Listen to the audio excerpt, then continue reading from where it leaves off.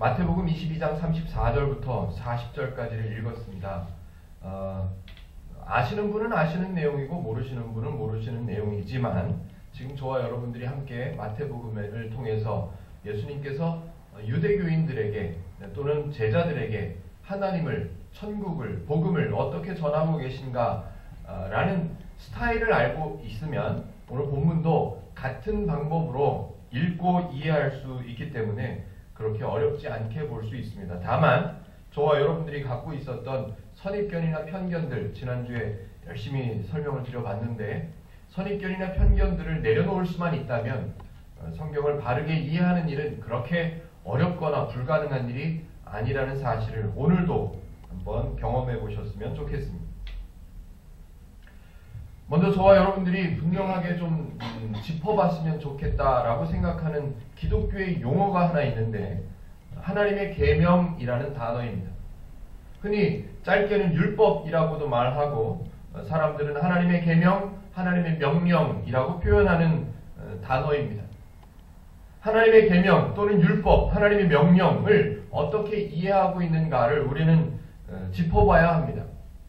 왜냐하면 율법을 어떻게 이해하고 있는가, 성경에 기록되어 있는 하나님의 계명을 우리는 어떤 방법으로, 어떤 방식으로 이해하고 있는가에 따라서 기독교가 이쪽으로 갈 수도 있고 저쪽으로 갈 수도 있기 때문에 어떻게 이해하고 있는가를 잘 알아야 합니다. 하나님의 계명, 명령, 율법, 이것을 하나님께서 사람에게 주신 어떤 명령이라고 그런 개념으로 이해를 하고 있다면 잘 되짚어 봐야 합니다. 명령이라는 말은 기본적으로 명령이라는 단어의 개념은, 의미는 어떤 좀 높은 사람이나 물질적으로 풍성한 사람이 다른 일을, 그 사람을 위해서 어떤 일을 해야 되는 목적이 생겼다면 본인이 스스로 그 일을 하지 않고 자신의 유익과 자신의 이익을 위해서, 자신의 목적을 위해서 다른 사람으로 하여금 그 일을 완성할 수 있도록, 그래서 그 사람이 이득을 보는 게 아니라 내가 이득을 볼 수 있도록 다른 사람에게 그 일을 맡기는 것, 시키는 것, 그게 명령이에요. 그런데 하나님을 생각해 보면 하나님은 스스로 어떤 다른 목적을 갖고 계신 분이 아닙니다. 아직 무언가 이루어내야 될 만한 일들이 남아있어서 그 일을 이루기 위해서, 그 일을 목적으로 삼아서 어떤 일들을 해야 되는, 남아있는 일들을 해야 되는 그런 분이 아닙니다. 또는 하나님께서 어떤 부족한 부분이 있으셔서 그 부족한 부분을 하나님에게 유익이 되도록 그 부족한 부분을 채워야만 되는 부분이 하나님에게는 없습니다. 따라서 더 길게 설명해야 하지만 결론적으로 말씀을 드리면 기독교에서는 사람이 하나님을 향해서, 하나님을 위해서 어떤 일을 해야만 하는 명령이나 내용이 없는 겁니다. 하나님의 입장에서 어떤 목적이나 어떤 일을 이루어서 유익을 취해야 한다는 개념이 없기 때문에 하나님의 입장에서는 명령해야 되는 분이 아니라는 거죠. 더구나 만약에 하나님에게 필요한 일이나 목적이 있어서 사람에게 어떤 일을 맡겨야 한다면 하나님이 생각을 다시 하셨어야 했을 겁니다. 왜냐하면 사람이라는 존재가 하나님이라는 분의 필요한 일을 감당할 수 있는 존재가 아니기 때문에 그렇습니다. 하나님 정도 되시는 분에게 필요하신 어떤 일이 있다면 그 일은 사람이 할 수 있거나 사람이 채울 수 있거나 그런 일이 아니기 때문에 하나님은 절대로 사람에게 명령하실 분이 아니십니다. 그런데 유대교인들은 어떻게 생각하고 있냐 하면 하나님은 단순히 절대적인 신, 절대자의 위치에 있는 신으로만 생각하고 그 절대적인 능력을 갖고 있는 신을 통해서 내가 어떤 도움을 받아야 되니까, 세상에는 공짜가 없다고 생각하죠. 어떤 도움을 받아야 되니까 나도 도움을 받기 위해서, 어떤 복을 받기 위해서 그 절대자이신 신을 위해서 무언가를 행해야 된다고 생각하는 거예요. 그래서 사실은 근거가 분명하지가 않지요. 하나님을 위해서 사람인 내가 무엇을 해야만 할까? 이런 근거가 별로 없습니다. 근거가 별로 없음에도 불구하고 사람들은 하나님에게 무언가 하나님을 위해서 행해야만 내가 받을 수 있다라는 사고방식 때문에 만들어낸 종교가 유대교예요.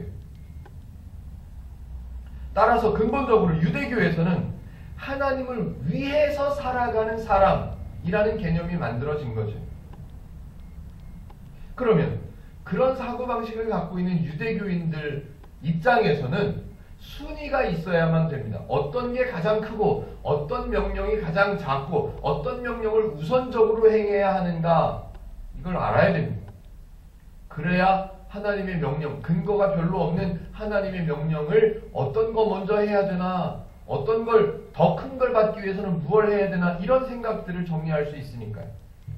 그래서 유대교인들이 제시한 하나님께서 주신 명령 중에 가장 큰 명령이라고 생각하는 율법이 신명기서 6장 4절부터 9절까지에 기록되어 있습니다. 신명기서 6장 4절부터 9절까지에 기록되어 있는 하나님의 명령이 가장 크고 가장 중요하다라고 유대교인들은 생각을 하고 있었습니다. 제가 한번 읽어드려 보겠습니다. 신명기 6장 4절부터 9절까지. 이스라엘아 들으라.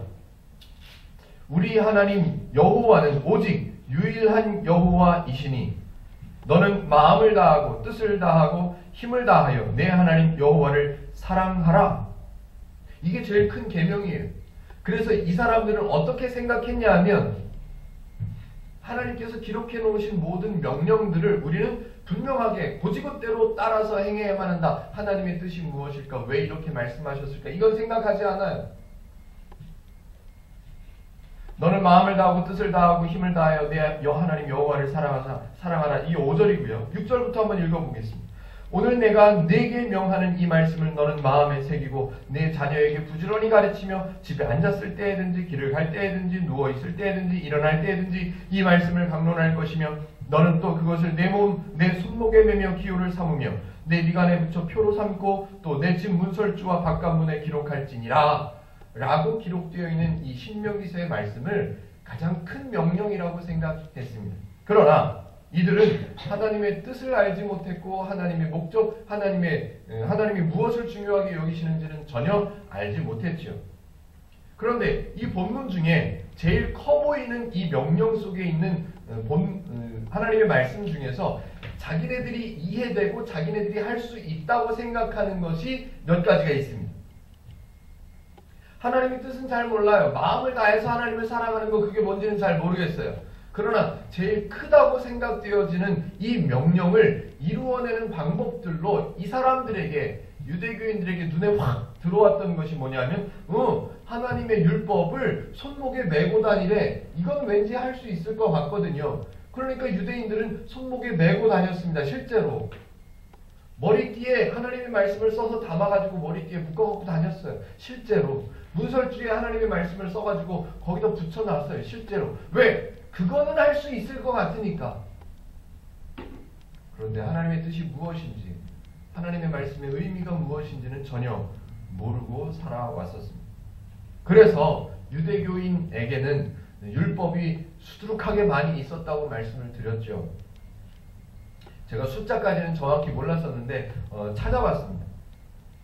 유대교인 중에 어떤 사람이, 랍비 중에 한 사람이 율법을 만들어야 되겠다라고 판단을 하고 우리가 이해할 수 있고 우리가 따라서 행할 수 있는 율법들을 성경에서, 하나님의 구약성서에서 찾아보자 그래가지고 찾았답니다. 그래서 긍정적인 명령, 부정적인 명령 두 가지로 분류를 했는데 어떻게 분류를 했냐면 하나님의 말씀, 구약성경의 하나님의 말씀 중에서 이렇게 하라 라는 내용을, 말씀을 긍정적인 명령이라고 해서 찾아봤는데 248개였습니다. 그리고 이러이러한 것은 하지 마라 라는 부정적인 하나님의 명령으로 분류해서 찾아낸 말씀들이 365개였습니다. 그래서 유대교에서 갖고 있는 율법이 총 613개가 되었던 거죠. 유대교에서 말하고 있는 율법이 613개다. 이게 중요한 게 아니고요. 하나님은 절대로 너희들은 이것을 지켜라, 이것을 하지 말라 라고 613개를 지정해 놓으신 적이 없습니다. 유대교인들은 613개를 지정해 놓고 가장 크고 가장 중요한 하나님의 명령을 딱 정해 놓았습니다. 그런데 하나님은 그러신 적이 없습니다. 사람들은 십계명을 하나님의 명령이라고 흔히 생각하면서 십계명 중에 가장 크고 가장 중요한 율법이 첫 번째 계명이라고 말들을 하죠. 그리고 그 10개의 십계명 중에서 또 두 가지로 분류를 하죠. 1계명부터 4계명까지는 하나님을 향한 명령으로 생각하고 다섯 번째 계명부터 10번째까지의 계명은 사람을 향한 명령이라고 그렇게 사람들이 생각을 하고 가르치고 배워왔었지요. 그러나 저와 여러분들이 지금까지 성경을 살펴보면서 늘 말씀드리고 들어오셨던 바와 같이 하나님은 명령하시는 분이 아니고 사람을 위해서 사람이 행복하고 풍성한 삶을 하나님의 은혜를 누리며 살아갈 수 있도록 부딪히지 않고 상처받지 않고 아파하지 않고 살아갈 수 있는 방법들을 제안해 주시는 말씀들을 해주셨지요. 그런 내용들이 하나님의 명령처럼 보여졌던 거죠. 예를 들어서 설명해 보죠. 애굽에서 종살이의 삶을 종으로 사는 삶을 400년 넘게 살아왔던 사람들이 이스라엘 백성들이에요. 그들에게 정치적인 개념이 있었을까요? 나라를 세우면 정치를 할 수 있었을까요? 그런 개념 전혀 없었습니다. 애굽에서 종으로 400년 이상 살다가 나왔어요. 광야에서 40년 동안 끌려다녔다고 생각을 하죠. 그런 삶을 살았습니다. 그저 하나님께서 먹을 걸 주시면 먹고 마실 걸 주시면 마시고 고기를 주시면 고기를 먹고 이리 가라 하면 이리 가고 저리 가라 하면 저리 가고 그렇게 살아왔던 사람들이에요. 그러다가 가나안 땅으로 들어가게 되지요. 가나안 땅에 들어가서 전쟁을 압니까? 전쟁도 모르는 이스라엘 백성들이 가나안 땅을 정복하게 되지요. 다시 말하면 이스라엘 사람들이 가나안 땅에 들어왔는데 아무것도 없어요. 전무해요. 정치적인 개념도 없고요. 전쟁을 할 수 있는 능력도 없고요. 농사를 지어서 먹고 살 만한 먹을 수 있는 음식을 만들어낼 수 있는 능력도 아무것도 없어요. 아무것도. 전무합니다. 전무해요. 이스라엘 백성들의 입장에서 생각해보면 주변에 원래 가나안 땅에 살고 있었던 사람들의 모습을 보고 배우는 것 밖에는 이 사람들이 살아갈 수 있는 방법이 없는 거죠.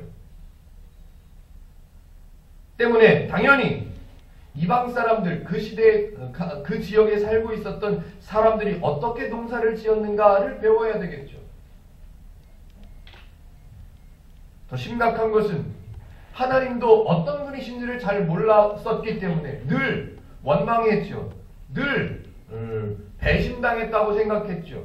애굽에서 꺼내줄 때는 아 좋다 그러다가 조금 며칠 가다가 목이 마르니까 우리를 죽이려고 애굽 땅에서 끌어냈냐고 원망하는 사람, 하나님을 모르기 때문에 그랬던 거죠. 그런 이스라엘 백성들이 가나안 땅에 들어왔을 때 너무너무 힘들고 방법이 없고 희망이 없죠. 이 사람들은 생각할 때. 그러니 우리도 절대적인 신을 섬겨야 되겠다. 그래서 절대적인 능력을 갖고 있는 어떤 신을 숭배하고 섬겨서 그 신으로 하여금 우리가 보호받고 우리가 더 큰 복을 받아야 되겠다라는 종교적인 생각이 들 수밖에 없죠. 그런데 없잖아요. 하나님의 형상이 있습니까? 하나님이 어떤 규율을 없잖아요. 그러니 이 사람들은 당연히 이방 사람들이 그 지역에 살고 있었던 사람들이 섬겼던 우상들을 섬기는 방법을 배울 수밖에요. 그 시대에 많은 우상들을 섬겼던 나라들의 이야기를 살펴보면 인신제사 또는 음란한 행위 이런 것들로 제사를 드렸다고 합니다. 그렇다면 가정이 깨질 거고요. 자기 자식을 갖다 바쳐야 되고요. 그런 상황들을 이스라엘 사람들은 겪어야만 됩니다. 그런데 그것을 이미 알고 계신 하나님께서 그냥 내버려 두지 않으시고 분명히 얘네들은 딴 나라가 섬기는 우상들을 섬기게 될 거라는 것을 하나님께서는 아시고 율법처럼 명령처럼 말씀하셨던 거죠. 다른 신들을 너에게 있게 하지 말라고. 왜요? 하나님은 질투하시는 분이시니까요? 아니요. 필요 없는 짓이니까. 필요 없는 것뿐만이 아니라 이스라엘 백성, 내 사랑하는 백성들이 더 아파하게 될 수밖에 없는 결과를 얻게 될 거니까 다른 신들을 섬기지 말라고 명령 같아 보이도록 말씀을 하시는 거죠. 십계명의 첫 번째 계명은 십계명이라고 하는 그 명자도 명령한다는 의미인데 우리 사람들이 만든 단어죠. 10가지 신학자들이 이렇게 책을 써내고 논문을 써내는 내용들, 제목들을 이렇게 살펴보면요. 많은 제목들이 있습니다. 십계명하고 검색을 하긴 했는데 분명히 십계명으로 검색했는데 하나님의 10가지 말씀. 그렇게 해석해요. 성경학자들이, 신학자들이. 하나님은 이스라엘 백성들이 아파하지 않고 행복하고 평안하게 왜? 하나님이 도와주실 거니까. 하나님이 지켜주실 거니까. 근데 이스라엘 백성들은 못 알아들으니 다른 우상들을 섬기게 될 그들을 아시는 하나님께서 너는 나 외에 다른 신들을 너에게 있게 하지 말라 라고 말씀하신 제안하신 거고 권면하신 거고 조언해 주신 거예요. 너는 이거 안 지키면 내가 한 대 때린다. 그게 아니에요. 이건 내 명령이야. 너는 이걸 지켜야 돼. 이게 아니란 말이죠. 이스라엘 백성들을 위해서 하나님께서 아시고 제안해 주신 조언인 거지요. 그게 율법이에요. 그게 율법이에요. 이스라엘 백성들이 우상을 섬기게 될 거고 다른 나라 사람들이 살아가는 방식들을 어쩔 수 없이 배우게 될 수밖에 없다는 것을 아시고 근본적으로 우상을 섬겨서 당하게 될 그 고통을 근본적으로 차단해 주신 거예요. 출애굽기 20장 3절 너는 나 외에는 다른 신들을 내게 두지 말라. 만약에 이게 명령이라면 나 외에 다른 신들을 너에게 주게만 해봐. 내가 가만두라. 뭐 처벌하는 조건이 붙어야 되겠죠? 없습니다. 이제 좀 다른 얘기를 좀 해보죠. 하나님은 명령하시는 분이 아니다. 이걸 좀 기억해 두셨으면 좋겠습니다. 우리가 율법을 어떻게 생각하느냐, 하나님의 계명을 어떻게 생각하고 있느냐, 명령으로? 아니요. 하나님의 은혜로 생각해야 맞다는 말씀을 드려봤습니다. 이제 다른 얘기를 좀 해보죠. 오늘 성경 배경 얘기를 좀 해보겠습니다. 지난주에는 사두개인들이 나왔었잖아요. 그 전주에는 기억나시는지 모르겠는데 그 전주에는 바리새인들이 또 등장했었습니다. 그 전전주에 바리새인들이 등장했었고요. 자기네들이 안 되니까 바리새인들이 제자들을 헤롯 당원들하고 짬뽕을 시켜가지고 합세시켜가지고 제자들을 보내죠. 그것도 그냥 보내는 게 아니라 여러 바리새인들이 모여서 국리 끝에 만들어낸 질문을 들고 제자들을 보내는데 거기다가 열심히 유대교에 열심히 있는 헤롯 당원들까지 합해서 보내봤었죠. 바리새인들이 그렇게 보냈었습니다. 그래서 실패하죠. 그러니까 그 다음에 사두개인들이 등장해서 예수님을 시험하는 질문을 했었죠. 자, 제가 간단하게 잠깐씩 설명을 소개를 했었는데요. 사두개인들은 유대 지역에 살면서 로마의 압제 속에 있는 유대 지역에 살고 있으면서 유대교를 정치적으로 써먹고 싶어 했던 사람들이에요. 그러니까 유대교의 신앙을 갖고 있는 게 아니라 유대교의 신앙의 모습을 따라 해주면서 정치적으로 그것을 써먹기 위한 사람들이었어요. 부활도 없죠. 이 사람들에게는 부활이라는 개념 자체가 없는 사람들이에요. 종교적인 사람이 아니라 정치적인 유대교인들인 거예요. 그런데 바리새인들은 좀 다릅니다. 바리새인들은 자기네들이 율법을 연구했고 자기네들이 율법을 뽑아냈고 자기네들이 율법을 가르치는 사람이라고 이름부터가 분리된 사람이라는 뜻을 갖고 있다고 말씀을 드렸잖아요. 우리는 일반적인 사람이 아니야. 우리는 종교적으로 거룩한 사람들이야. 너희들하고 분리된 사람들이야. 라고 바리새인이라고 바리새파라고 이름까지 그렇게 정한 사람들이에요. 다시 말하면 사두개인하고 바리새인하고 친할까요? 친하지 않을까요? 친할 수가 없지요. 얘네들은. 같은 유대교인이긴 한데 유대교를 중요하게 여기기는 하는데 친할 수가 없는 존재들이에요. 두 분파가 가깝거나 협력적인 존재가 아니에요. 그래서 이제 소문을 듣잖아요. 바리새인들이 앉아있는데 소문에 듣자 하니 바리새인들이 예수님께 덤볐다가 당했대요. 그럼 속상하겠죠. 근데 반대로 바리새인들이 가만히 앉아서 소문을 듣자 하니 사두개인들이 예수님께 덤볐다가 당했대요. 졌대요. 속이 시원할까 안 시원할까? 네, 시원하죠. 고소하죠. 그런데 또 어떤 마음이 있는가 하면 이 사람들은 바리새인들이 당했대 라는 얘기를 들으면 그래? 걔네는 안 돼. 그럼 우리가 한번 해볼까? 우리는 돼! 라고 우월감을 갖고 있는 사람들이기도 해요. 그러니 조금 전에 지난주에 사두개인들이 덤볐다가 당했대요. 그 얘기를 누가 듣고? 바리새인들이 듣고 모여서 그래? 쟤네들이 졌으면 우리가 한번 해보자. 그래서 시도하는 사람들이 바리새인이에요. 이 배경이 조금 이해가 되시나요? 그래서 오늘 본문에는 시작이 어떻게 되냐면 34절에 예수께서 사두개인들로 대답할 수 없게 하셨다 함을 바리새인들이 듣고 모인 거예요. 쟤네가 못했다니까 우리가 한번 해보자. 이렇게 모이는 거예요. 그런데 한번 객관적으로 생각을 해보자고요. 일반 바리새인들 중에 일반인들이 그냥 일반인들 말고요. 바리새인들 중에 일반인들이 예수님한테 덤볐다가 졌대요. 그런데 또 다른 바리새인들이 모여가지고 궁리에서 만든 질문을 가지고 제자들과 헤롯 왕까지 같이 합세해서 보냈는데도 졌대요. 그러면 그 수준보다 더 높은 수준으로 덤벼야 될까요? 그 수준보다 더 낮은 수준으로 덤벼야 될까요? 더 높아져야 되겠죠. 당연히 더 높아져야, 더 센 사람이 나와야 되잖아요. 그래서 바리새인들 중에도 급이 있을 거 아니겠습니까? 급이. 바리새인들은 율법을 연구하는 사람들이에요. 율법을 연구해서 가르치는 일을 하는 사람이죠.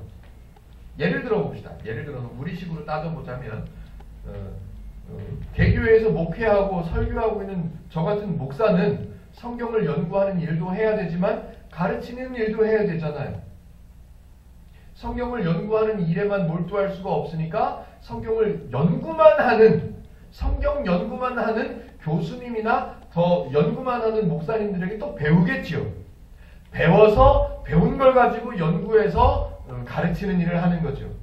이게 목사라면, 이런 사람이 목사라면 성경만 연구하는 일만 하는 사람이 또 따로 있었던 거죠. 그래서 이 성경 시대로 따져보면 바리새인들은 율법을 가르치는 사람들이에요. 당연히 율법을 연구해야 되겠죠. 그런데 바리새인 중에도 연구만 하는 사람이 있었다는 거죠. 연구만 하는 사람. 그 사람을 가리켜서 그냥 보통 바리새인이라고 명하지 않고 그 연구만 하는 사람을 율법사다 그렇게 표현했던 거예요. 그러니 이번에는 다 덤벼봤는데 다 깨졌어요. 그러니 이제는 급이 다른 사람이 등장합니다. 바리새인들 중에서 율법을 연구만 하는 율법사가 등장하는 거죠. 35절 바리새인들이 모였어요. 바리새인들이 사두개인들이 깨졌다 함을 듣고 바리새인들이 모였어요. 그 중에 그 바리새인 중에 한 율법사가 예수를 시험하여 묻되 이렇게 나오는 거예요. 이 레벨이 점점 올라오다가 이제 거의 최상급이에요. 율법을 연구하는 바리새인들 중에서도 율법을 연구하는 일만 하는 율법사가 이번에는 덤빕니다. 자, 이 율법을 연구만 하는 이 율법사가 예수님을 시험하기 위해서 만들어내서 던진 질문이에요. 이 질문의 수준이 하찮을 것 같습니까? 수준이 높을 것 같습니까? 당연하죠. 수준이 높아요. 다시 말하면 예수님을 이러지도 저러지도 못하게 만들 수 있는 그런 질문을 연구해냈어요. 지금까지 계속 그렇게 해왔지요. 그런데 매번 예수님의 대답, 예수님의 설명 때문에 깨졌어요. 이번에는 율법사가 질문을 만들었습니다. 수준이 상당히 높습니다. 이 율법사는 예수님께서 자기가 던진 질문에 어떻게 대답하든지 간에 예수님을 걸고 넘어질 수 있다는 확신을 갖고 있습니다.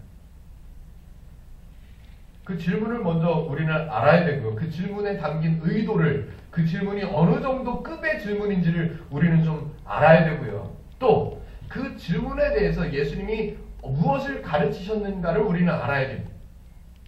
제가 한 단계를 건너뛰었습니다. 뭐를 건너뛰었냐면 그 질문에 대한 대답을 하지 않으시는 예수님은 설명드리지 않았습니다. 왜? 계속해서 말씀을 드렸잖아요. 질문이 엉뚱하면 그 질문에 대한 대답을 가지고 실갱이를 할 필요가 없는 거예요. 만약에 우리가 이 율법사의 질문과 예수님의 말씀을 가지고 우리가 성경을 읽으면서 율법사가 이런 질문을 했어? 그러면 예수님의 대답은 어떻게 나올까? 그렇다고 하실까? 안 그렇다고 하실까? 이런 관점으로 성경을 읽으면 전혀 엉뚱한 데로 가요. 전혀 엉뚱한 데로 가고 성경의 앞뒤가 다 틀어져 버려요. 맞지가 않아요. 흘러갈 수가 없어요. 우리는 율법사의 질문은 엉뚱한 질문이고 예수님의 가르치심은 대답이 아니라 가르치심이다. 이걸 알고 성경을 봐야 된단 말이죠. 지금까지 계속 그런 패턴으로 읽어왔잖아요. 배워왔잖아요. 높아심에 한 번만 더 복습을 해볼까요? 베드로가 물어봤습니다. 예수님 몇 번이나 용서해 줄까요? 물어봤어요. 예수님의 말씀, 예수님의 반응, 예수님의 대답 7번을 70번까지라도 할지니라. 이 본문을 읽고 우리는 예수님이 490번을 용서해야 된다고 명령하시는구나 라고 이해를 하면 안 된다는 말씀을 지금까지 계속 말씀을 드렸어요. 이 얘기를 자꾸 설명드리면 제가 여러분들을 무시하는 것처럼 느껴질 것 같아서 이 정도만 말씀을 드리고 오늘 율법사의 질문을 한번 꼼꼼하게 따져보자고요. 22장 36절입니다. 선생님, 율법 중에서 어느 계명이 크니까? 이렇게 물어봤어요. 자, 하나님의 원리에는 율법 중에서 이러이러한 율법은 크다! 이런 개념이 있다 없다? 없다고요. 없다고요. 하나님의 관점에서는 너희들에게 명령한 이 명령들을 너희들은 개수까지 꼼꼼하게 따져서 다 지켜야 된다라고 율법을 정해주신 적이 있다 없다? 없다예요. 없다예요. 그들의 상황에 맞게 그들의 시대에 맞게 그 시대에는 이스라엘 백성들이 그럴 수밖에 없기 때문에 너는 나 외에 다른 신들을 너에게 있게 마라 라고 말씀하셨던 거예요. 제안해 주셨던 거예요. 그런데 그 상황과 시대와 하나님의 뜻은 전혀 상관하지 않고 613개더라 라고 뽑아낸 사람들이 유대교인들이에요. 그러니 당연히 유대교인에게는 613개라는 율법, 명령을 다 뽑아낸 사람들이기 때문에 그 중에는 가장 큰 율법도 있고 가장 작은 율법도 있는 거예요. 그 중에는 일주일에 2번씩 유대교인들, 종교 지도자들이 행해야 되는 율법이 있고 1년에 한두 번씩만 행하는 율법이 따로 정해져 있었던 거죠. 그들에게 가장 큰 율법, 가장 크다고, 가장 중요하다고 생각되고 있는 율법이 신명기서 6장 5절, 4절, 5절, 6절, 7절, 8절, 9절 그 안에 있다고 말씀을 드렸었죠. 자, 바리새인들 중에 율법사가 이 질문을 한 의도를 한번, 불순한 의도를 한번 뜯어보자고요. 이 질문의 수준은 꽤 높다고 말씀을 드렸습니다. 이 질문을 만든 목적은 딱 하나예요. 저 예수가 자기 스스로 메시아라고, 자기 스스로 하나님의 아들이라고 말하고 있는데 그게 아니라는 것을 증명해내야 자기네들이 먹고 살 길이 남아요. 그래서 이들의 목적은 딱 하나예요. 저 예수라는 청년이 하나님의 아들이 아님을 증명하자. 메시아가 아니라는 사실을 증명해야 된다. 이게 유일한 목적이에요.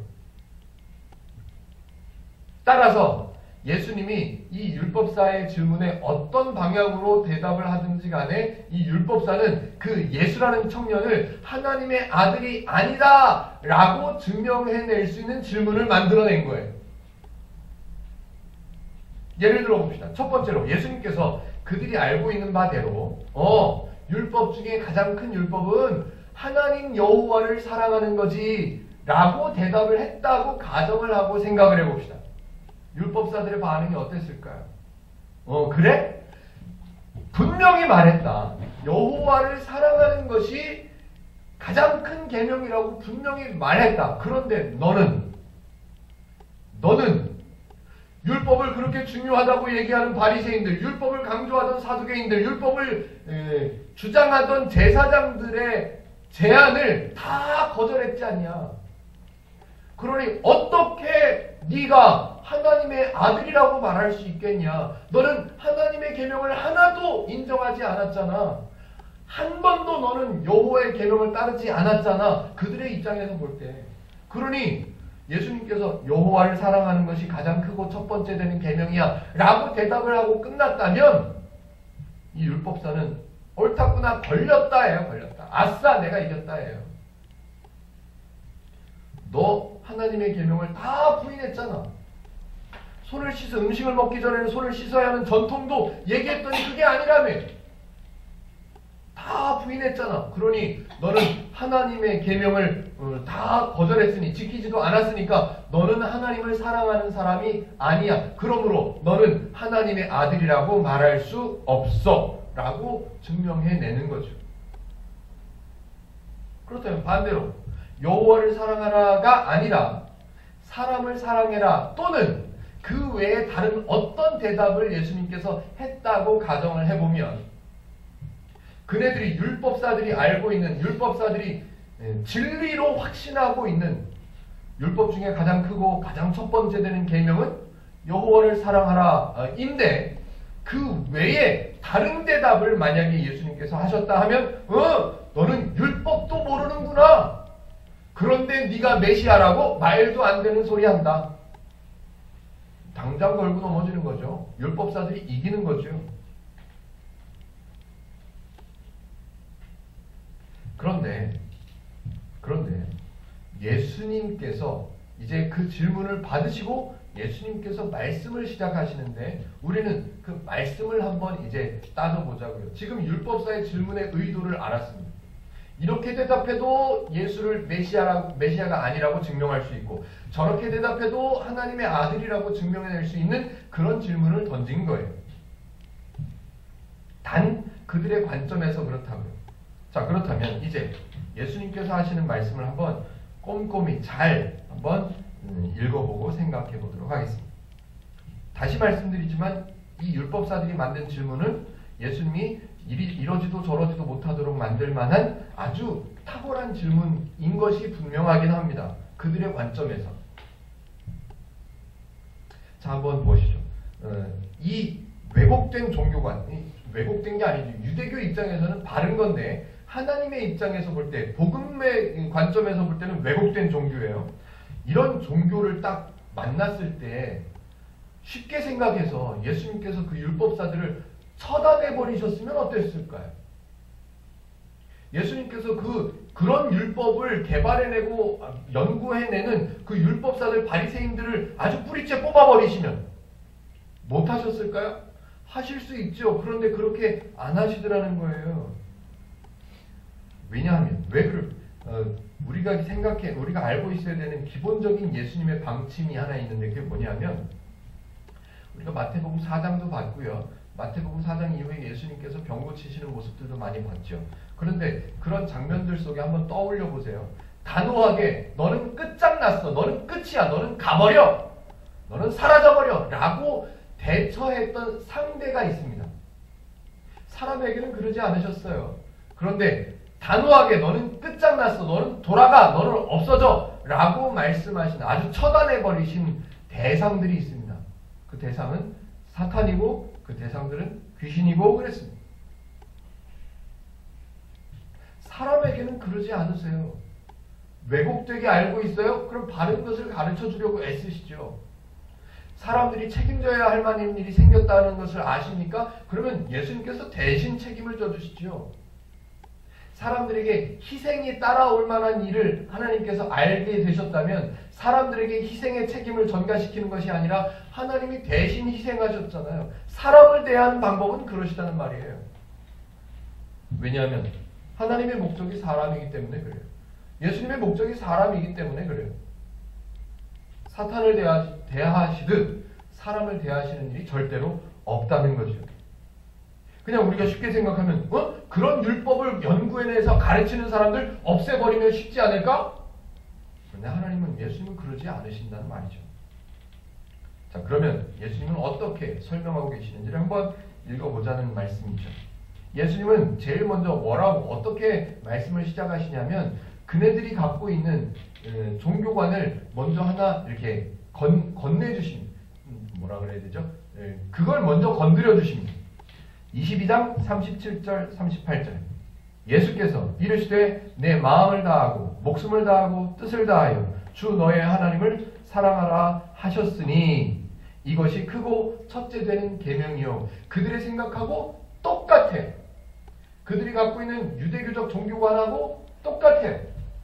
37절이 어디 나오는 말씀이라고요? 신명기서에 있는, 신명기서 5장에 등장하는 그들이 생각할 때 가장 크고 첫 번째 되는 명령, 그게 똑같은 내용이 예수님의 말씀에 첫 번째로 등장하게 됩니다. 인정해 주시는 분위기죠. 니네가 그렇게 생각하고 있지, 그거 맞아 라고 인정해 주는 분위기예요. 그런데 37절 38절로 예수님의 대답이 끝났다면 율법사가 이기는 거예요. 당장 걸고 넘어질 거예요. 너 율법들 다 거절했잖아. 전통들 다 거절했잖아. 그러니 너는 하나님의 아들이 아니야 라고 율법사가 이기는 거예요. 그런데 예수님은 그거로 말씀을 끝내지 않으시고 이어서 또 말씀하십니다. 뭐라고 말씀하시냐면 39절이에요.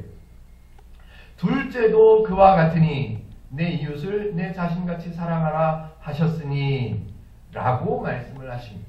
이게 어마어마한 얘기예요.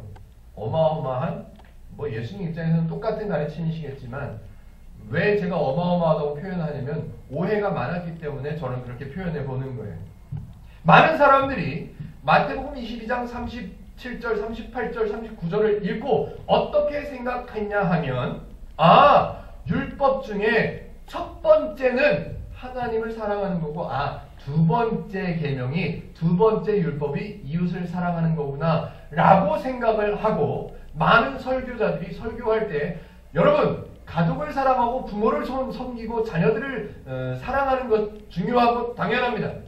그러나 그거보다 우선되는 것이 있는데 그게 뭐냐면 누구를 사랑하는 거? 하나님을 사랑하는 거라고 사람들을 사랑하는 것보다 위에다가 하나님 사랑하는 것을 뒀어요. 그래서 가족들을 섬기는 것보다 누구를 더 우선으로 섬겨야 된다? 하나님을 섬겨야 된다. 자녀를 사랑함이 하나님을 사랑함보다 우선되어서는 안 된다 라고 가르쳤죠. 더더구나 5월달이 되면 늘 그런 메시지가 강단에서 선포되었습니다. 그런데 성경을 잘 읽어보자고요. 성경을 잘.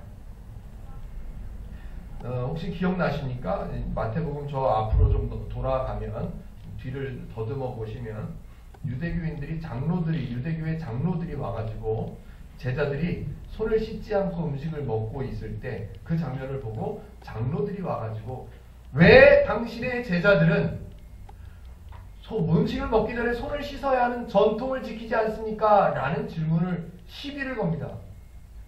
그랬더니 예수님께서 뭐라고 하시냐면 왜 너희 전통으로 하나님의 명을, 하나님의 뜻을 거역하느냐라고 전통을 한번 짚어주시죠. 마태복음 15장 5절 너희는 이르되 누구든지 아버지에게나 어머니에게 말하기를 내가 드려 유익하게 할 것이 하나님께 드림이 되었다고 하기만 하면 그 부모를 공경할 것이 없다 하여 너희의 전통으로 하나님의 말씀을 폐하는도다 라고요. 무슨 말이냐면 어버이날이 되었어요. 그런데 내 마음에 오늘이 어버이날이죠. 어버이날이 돼서 내 마음에 우리 부모님에게 10만원짜리 상품권이라도 선물해야 되겠다 라는 생각을 갖긴 했어요. 그런데 아니다. 이것을 하나님께 드리는 것이 더 중요하지. 그래서 10만원을 헌금했어요. 그리고 부모님께 말씀드린 거예요. 어머니 아버지한테 내가 선물을 드리려고 했으나 이거 하나님께 드렸어요 라고 말하면 된다. 이것이 옳다 라는 전통을 갖고 있었단 말이에요. 유대교에서는 그게 전통이에요. 그런데 예수님께서는 뭐라고 그러시냐면 너희들 왜 니네가 만든 전통으로 하나님의 말씀을 없애려고 하느냐, 하나님의 뜻을 무너뜨리려고 하느냐라고 짚어주시는 거예요. 엄청난 신앙의 오해죠. 엄청난 왜곡인 거예요. 39절을 꼼꼼히만 읽어보더라도 오해가 없을 수 있습니다. 먼저 둘째도라는 단어가 있어요. 39절에 보면 둘째도 이와 같으니 하는데 둘째도라는 단어가 있어요. 이 헬라어적인 의미를 따져보면요, 이 첫째는 둘째는 이 말이 가장 중요한 첫 번째는, 그리고 두 번째로 중요한 두 번째는 이게 아니에요. 첫 번째는 둘째는 이 말은 뭐냐면 두 개가 있는데 그 중에 하나는 이거고 그 중에 하나는 이거야 라는 말이에요. 그러니까 더 중요한 건 첫 번째 거고 덜 중요한 게 두 번째, 이 말이 아니라 두 개가 있어요. 똑같이 두 개가, 똑같은 두 가지가 있는데 그 중에 하나는 이거고 그 중에 두 번째는 이거라, 이런 말이 성경에 기록되어 있는 첫 번째는 두 번째는 이에요. 그게 어렵지 않은 게 둘째도라는 단어 뒤에 뭐라고 되어 있냐면 둘째도 그와 같으니 라고 되어 있어요. 이걸 왜 빼먹고 있냐는 말이에요. 이걸 왜 빼먹냐는 말이죠. 첫째는 여호와를 사랑하는 거야. 둘째는 이웃을 사랑하는 거야. 그러니까 첫째가 더 중요하잖아. 그러니까 이웃을 사랑하는 것보다 하나님을 사랑하는 게 더 중요해. 왜 그렇게 보냐는 거죠. 여호와를 사랑하는 거하고 똑같은 게 뭐가 있냐면 이웃을 사랑하는 거예요. 이렇게 가야죠. 선입견을 갖고 읽으면 엉뚱한 데로 가는 거예요. 근데 선입견을 접어놓고 내려놓고 39절을 읽으면 둘째도 그와 같다네? 그럼 첫째하고 둘째하고 똑같다는 얘기잖아. 그러면 하나님을 사랑하는 거나 이웃을 사랑하는 거나 똑같은 거네. 그러면 하나님을 섬기는 거나 부모님을 섬기는 거나 똑같은 거네. 그렇게 가야 되잖아요. 그렇게. 그 말을, 그 개념을 제가 한번 설명을 드려보려고 그래요. 하나님을 사랑하는 거랑 이웃 사랑하는 거랑 어떻게 똑같을 수가 있지? 예, 그걸 제가 한번 설명을 드려볼게요. 사람들은 누구나 사람의 한계가 있기 때문에 늘 종교성을 갖고 있다고 말들을 합니다. 예, 맞아요. 사람들은 피조물이기 때문에 종교적인 이 본성을 갖고 있어요. 그래서 막 어제도 이렇게 TV를 보면서 그런 얘기를 했는데 왜 저렇게 연예인들을 우상처럼 막 소리치고 막 저렇게 하는지 모르겠다. 이해가 안 된다. 예, 이해는 돼야죠. 왜? 그 사람들은 자기가 무언가 채워야 되는 부분이 있기 때문에 저 연예인들을 상대로 그걸 채우고 싶은 거예요. 열광을 하고요. 소리를 지고요. 저 같은 사람이 이해가 안 돼요. 이해가. 납득이 안 돼요. 근데 그렇게 해요. 왜? 그 사람들에게 필요한 거니까. 그걸 종교성이라고 말해요. 그래서 지금도 많은 사람들이 이렇게 말을 합니다. 기독교에서 가장 중요한 것은 하나님을 사랑하는 거다라고요.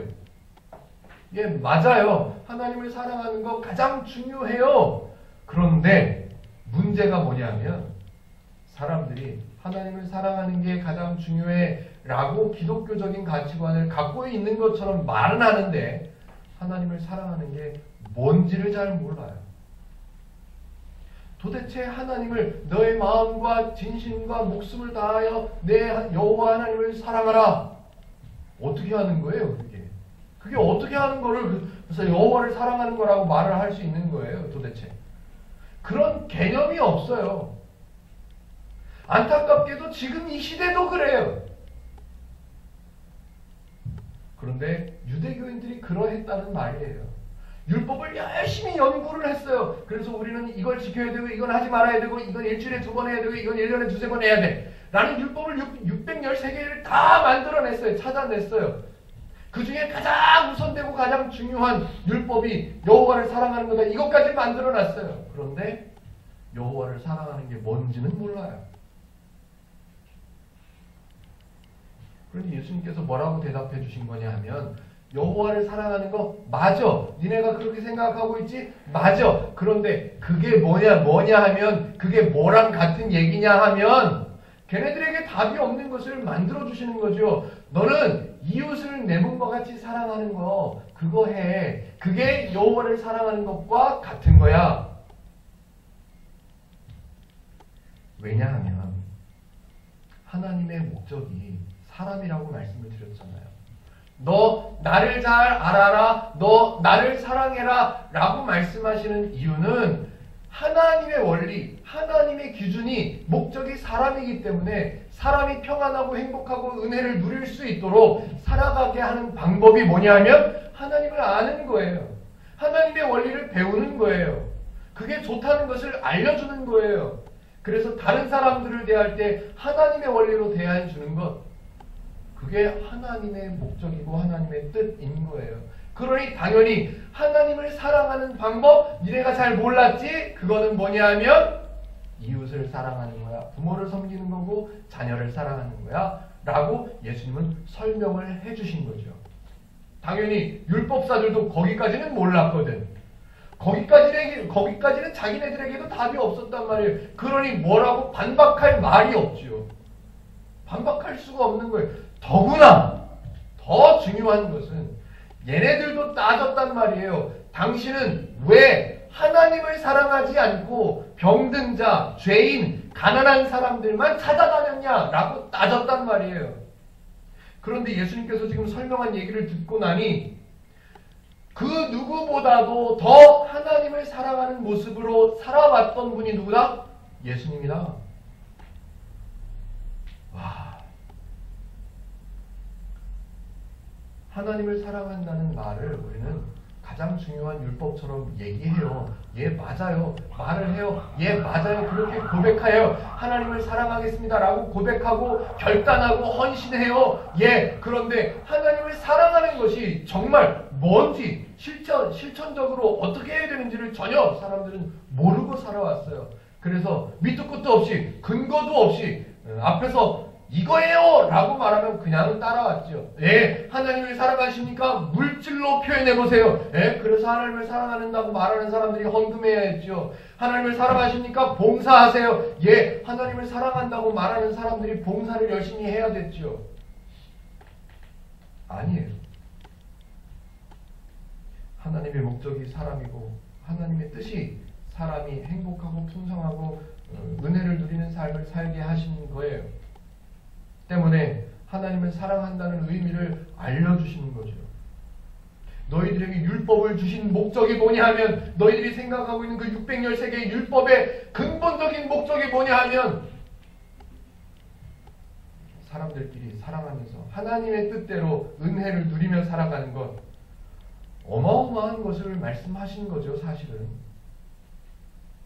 그 예수님의 가르침에다 대고 율법사라는 사람조차도 할 말이 없는 거예요. 반박할 근거가 없거든요. 반박할 근거가.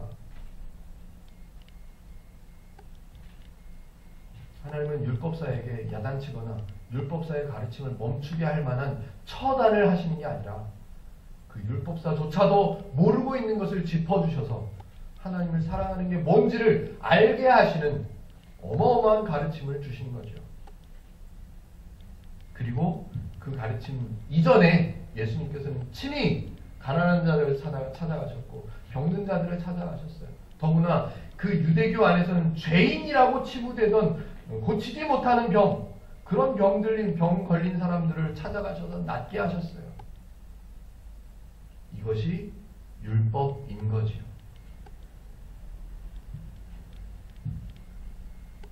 그 당시 유대교인들에게는 전혀 예수님의 가르침과는 전혀 다른 종교관이 있었습니다. 그래서 그 종교관을 무시하거나 야단치시거나 처벌하시는 게 아니라 예수님은 마치 하나님의 뜻이 율법이 두 부류가 있는 것처럼 말씀을 하셔요. 첫째는 하나님 사랑, 둘째는 이웃 사랑. 두 분류가 있는 것처럼 말씀하시는데 그 두 개가 사실은 두 개다 하나다? 하나다. 율법의 목적, 율법의 존재 이유는 하나다라고 결론을 지어주시는 내용이 40절인 거예요. 두 가지가 있는 것처럼 설명을 해주시긴 했지만 40절을 읽어보자고요. 이 두 계명이 온 율법과 선지자의 강령이니라. 좀 단어가 어렵죠? 그래서 다른 성경들을 찾아봤어요. 공동번역 성경에는 이렇게 써 있습니다. 이 두 계명이 모든 율법과 예언서의 골자이다. 조금 더 피부에 와닿나요? 그러면 현대인의 성경, 모든 율법과 예언자들의 가르침은 이 두 계명에서 나온 것이다. 바른 성경, 온 율법과 선지자들이 이 두 계명에 달려 있다. 두 개처럼 보이는 이 계명이 율법의 근본이라는 거예요. 율법의 근본이라는 거예요. 저와 여러분들은 기독교인이죠. 기독교는 근거도 확실하지 않은, 그냥 희망이라는 이름으로 말할 수밖에 없는, 아직 이루어지지 않은, 아직 결정지어져 있지 않은 어떤 희망의 목적을 만들어 놓고 그 희망을 위해서, 그 목적을 위해서 근거도 없는 종교관, 종교 행위들을 만들어내서, 종교적인 율법들을 만들어내서 잘 알지도 못하는 율법들을 지켜내야만 하는 그런 종교가 아니에요. 기독교는. 기독교는 그런 종교가 아니에요.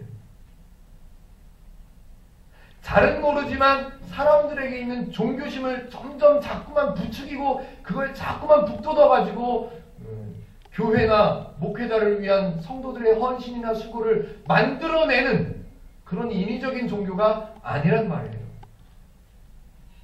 사람을 창조하셨음에도 불구하고 죄에 속해져 버린 사람들을 내버려 두지 않으시고 죄에서 건져주시는 하나님, 사람이 행복을 누리며 살아가기를 원하시는 하나님, 그래서 필요한 은혜들을 다 부어주신 하나님, 그 하나님의 뜻을 배워서 그 하나님의 뜻대로 살아가는 것, 은혜와 사랑을 누리며 살아가는 것, 그것이 신앙생활이라고 하는 겁니다. 기독교는 그런 종교예요. 종교라고 말하기는 좀 애매했죠. 성도인 저와 여러분들은 신앙생활다운, 다시요, 기독교의 신앙생활다운 신앙생활을 하셔서 하나님께서 주신 은혜, 사람이 누려야만 하는 행복 마음껏 누리며 신앙생활 하시는 저와 여러분들 되시기를 주님의 이름으로 축복해 드립니다. 기도하겠습니다.